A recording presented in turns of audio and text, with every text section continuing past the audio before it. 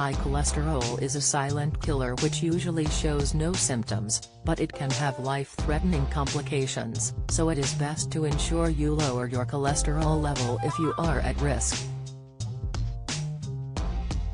Many people are unwittingly increasing their risk by consuming the wrong type of foods. According to numerous studies, avoiding two types of food can help to significantly lower your levels and risk. You should limit both total fat and saturated fat, said Medline Plus. The health site added, no more than 25 to 35% of your daily calories should come from dietary fats, and less than 7% of your daily calories should come from saturated fat. Saturated fat is a bad fat because it raises your LDL, bad cholesterol, level more than anything else in your diet. Trans fat is another bad fat and can raise your LDL and lower your HDL, good cholesterol.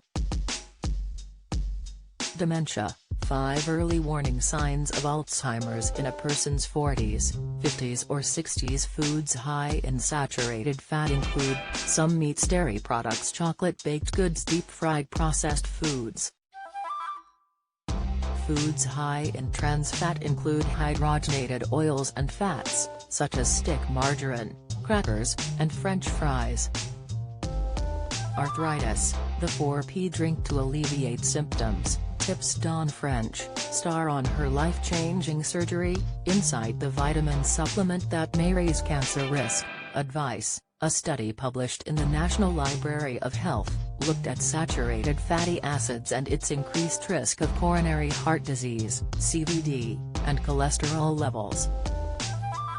Despite the well-established observation that substitution of saturated fats for carbohydrates or unsaturated fats increases low-density lipoprotein, LDL, cholesterol in humans and animal models, the relationship of saturated fat intake to risk for atherosclerotic cardiovascular disease in humans remains controversial, began the study. Dietary saturated fat intake has been shown to increase low-density lipoprotein, LDL, cholesterol, and therefore has been associated with increased risk of CVD.